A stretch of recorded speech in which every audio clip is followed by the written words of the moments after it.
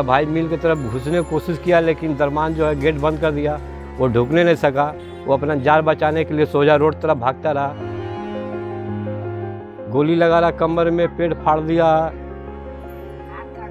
इसका कलाई जो हाथ का कलाई है वो वाला कटा हुआ है, कलाई जो हाथ का। जितना क्वार्टर लाइन बाउंड्री में है, कुछ आदमी लोग वर्दी पहन के आया रहा, जितना दरवाजा सब में लात मार मार के सबको लात केवाड़ी तोड़ दिया। ये सब जब हुआ तो आप लोगों ने पुलिस में रिपोर्ट लिखवाया? पुलिस में रिपोर्ट जैसा माहौल रहा कि रिपोर्ट लिखाने का हम लोग के साहस नहीं पड़ा, इस तरह का मैंने माहौल रहा।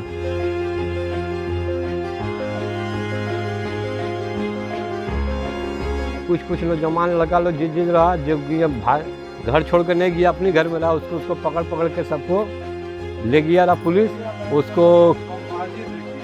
उसको ऊपर केस डाल दिया है, 10 लोग 12 को केस डाल दिया। कुछ लड़का पढ़ने लिखने वाला लड़का जिसका फ्यूचर खराब हो रहा है। दोस्तों आप सोचिए कि पुलिस की वर्दी और पुलिस के अपने लोग दोनों एक साथ इन्वॉल्व होकर बता रहे हैं लोग कि गुंडे जो है पुलिस की वर्दी में यहाँ पे आए थे।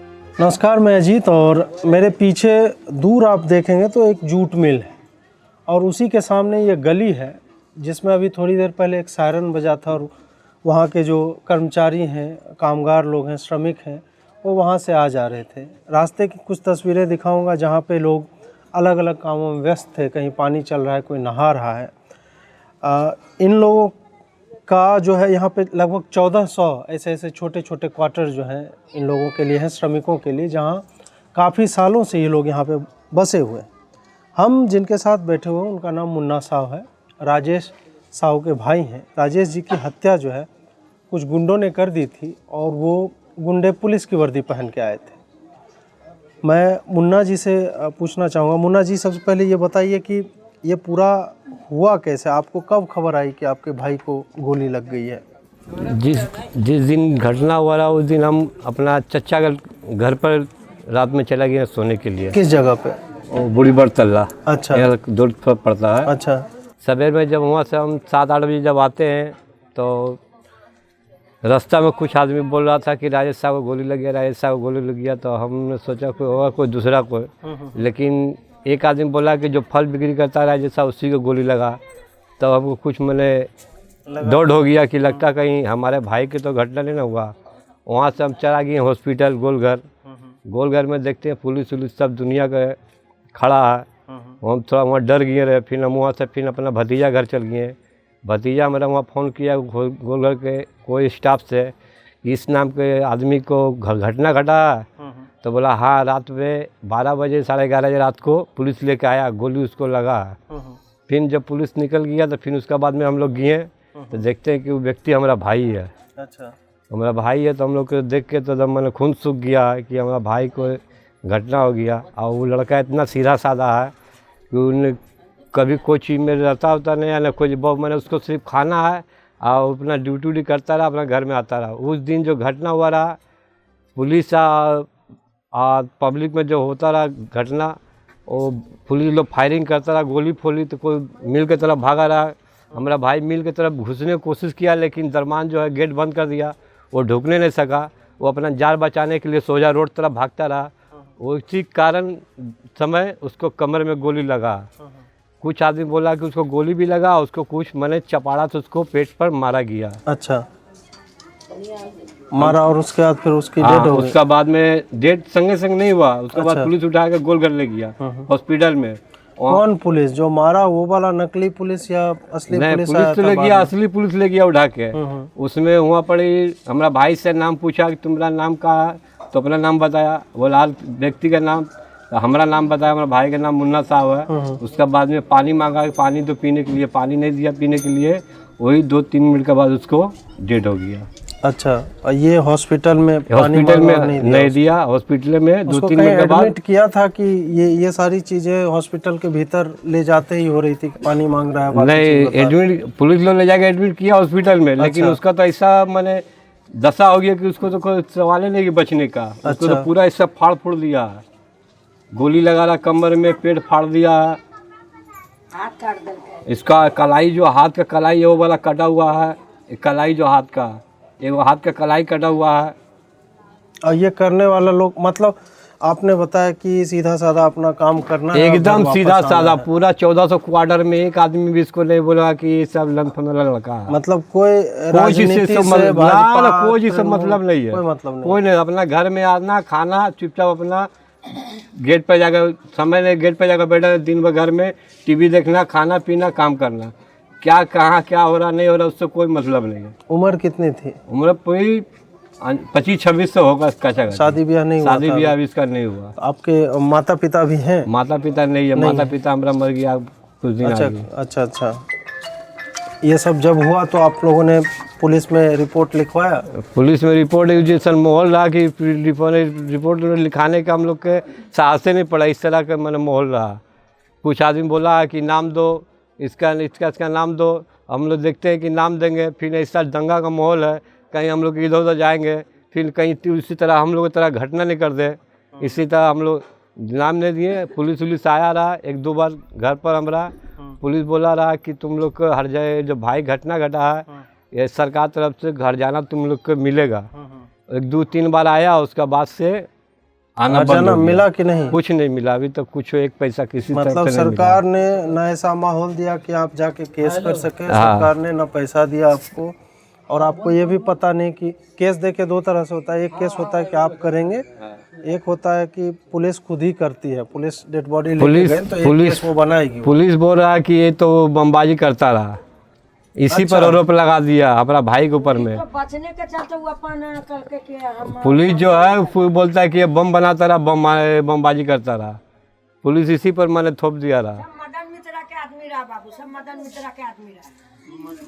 वो ये लोग जो बोल रहे हैं कि मदन मित्रा का आदमी था, एक आदमी और हम बात कर रहे थे तो अजय ठाकुर किसी का नाम है। अजय ठाकुर कौन है? अजय ठाकुर यहाँ के एसपी रहा। अच्छा। और अजय ठाकुर तो खैर हमारा दरवाजा पर नहीं आया, लेकिन यहाँ के थाना के बड़ा बाबू लोग आया रहा। घटना हो गया के बाद रहा, हम लोग बॉडी जला के आए शाम को, उसे 1-2 घंटा बाद आया रहा। अच्छा। बोला रहा कि तुम लोग घबरा मत, तुम्हारा ये जो घटना हुआ है ठीक है। तो फिर बाद में जब हम लोग गए रहे डेथ सर्टिफिकेट लाने के लिए तो एक तो ऑफिसर बोला कि वो जो बम चलाता रहा वही राजेश साहब।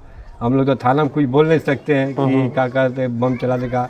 हम बोले भाई साहब को जो अथी है उसका कागज पहचान आपने बताया कि ये लड़का था, लेकिन पुलिस लोग बोलता है कि बम चलाता रहा, लेकिन था। ये सब अब बम का आज तक वो पड़ाका उड़ा करे छोड़ता रहा, लेकिन पुलिस लोग उसी पर अथी कर दिया रहा।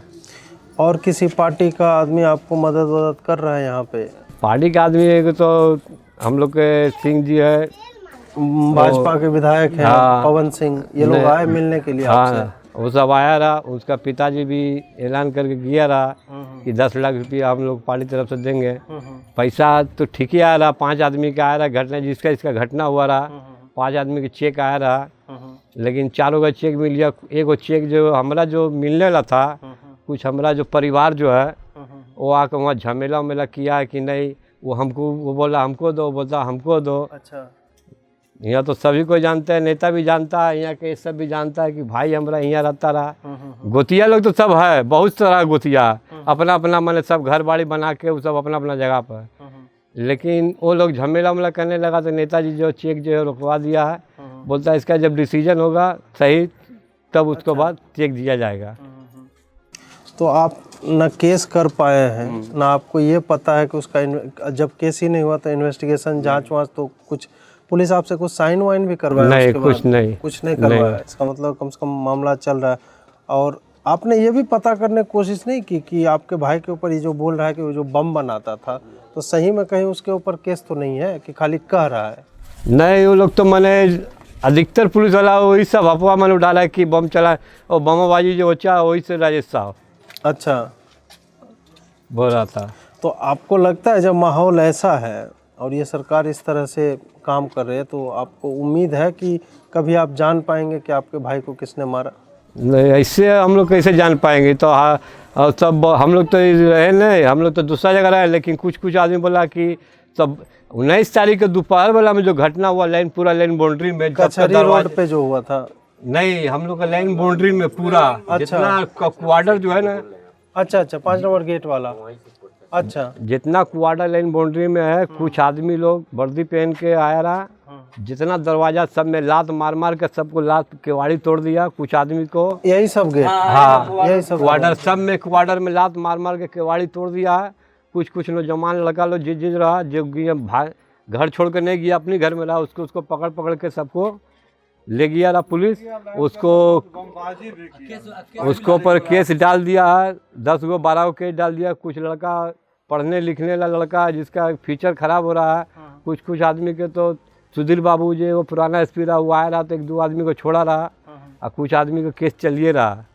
मतलब यहाँ के जो नौजवान थे, लड़के बच्चे, हाँ। पढ़ने वाले या सबको उठा के ले गया रहा। हर घर में जिसके घर में जो मिला सबको उठा के ले जाता रहा, केवाड़ी से मार मार के एकदम तोड़ देता रहा एकदम।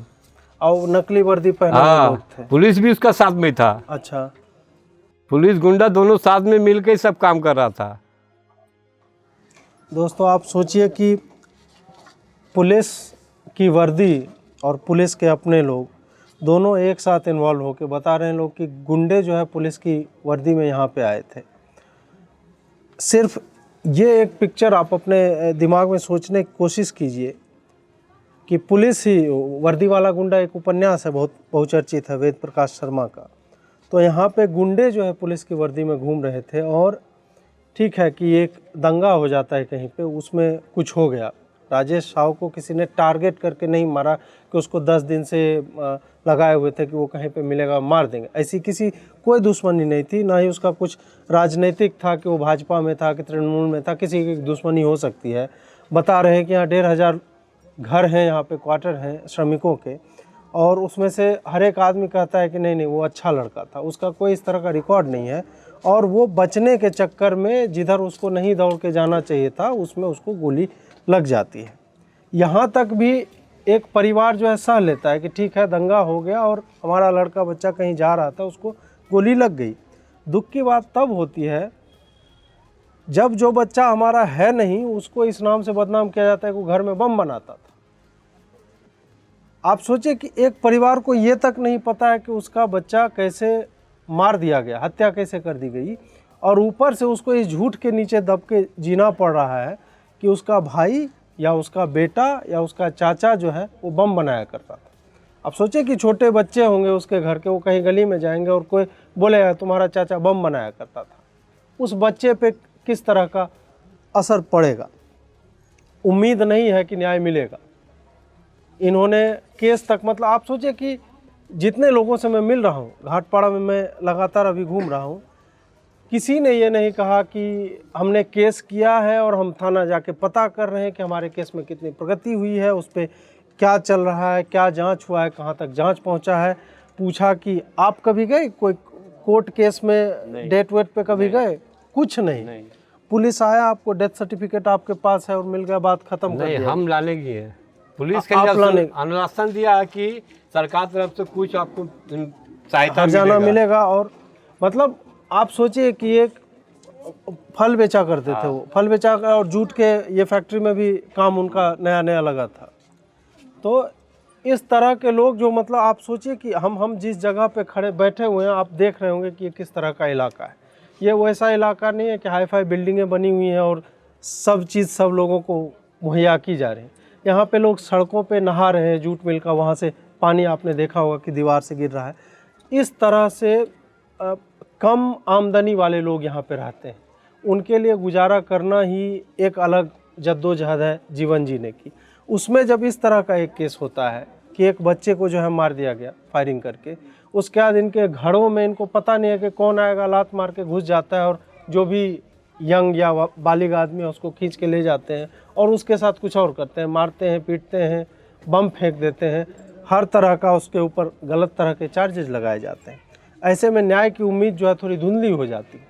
न्याय की उम्मीद धुंधली इसलिए हो जाती है कि पूरा का पूरा सिस्टम जो है आम आदमी के खिलाफ खड़ा दिखता है। आम आदमी जहाँ केस ही फाइल नहीं कर सकता है, वहाँ वो तो न्याय पाने की सबसे पहली सीढ़ी है कि हम जो है ये बताएं कि मेरा भाई राजेश साव कुछ गुंडों के द्वारा मार दिया गया, और जब मैं ये बोलता हूँ और डेथ सर्टिफिकेट लेने जाता हूँ तो मुझे बताया जाता है कि मेरा भाई जो है वो तो बम बनाया करता था। ऐसी क्रूर बातों के बारे में आप सोचिए कि उस भाई पर क्या बीतती होगी। और वो जानता है कि वो जहाँ बैठा वो चिल्ला भी नहीं सकता है कि नहीं मेरा भाई बम नहीं बनाता था, मेरा भाई फल बेचता था, ईमानदारी से काम करता था, घर में बैठता था, एक आम आदमी की तरह ऐसे ही जीवन यापन किया करता था। उसकी हो सकता है आगे शादी होती, बच्चे होते, उसका पूरा फ्यूचर पड़ा हुआ था। और ऐसे कई बच्चे हैं इन घरों के जिनके ऊपर पुलिस ने फॉल्स चार्जेस लगा रखे हैं। ये तो अब ममता दीदी ही जाने कि वो किस तरह की कानून व्यवस्था जो है इन लोगों के साथ, मतलब जो बाहर से आके यहाँ आए थे, बसे हुए हैं, 40-50 साल से इन जूट मिलों में काम कर रहे हैं और शायद बंगाल की अर्थव्यवस्था में अपना एक सहयोग देते हैं। ऐसे लोगों के साथ जब इस तरह की क्रूर चीज़ें होती है तो हम और आप सोचने को मजबूर हो जाते हैं कि हम किस तरह का माहौल, किस तरह का समाज, किस तरह का पॉलिटिकल एटमॉस्फेयर जो है, राजनीतिक वातावरण हम किस तरह का दिए जा रहे हैं अपने आने वाली पीढ़ियों को। नमस्कार।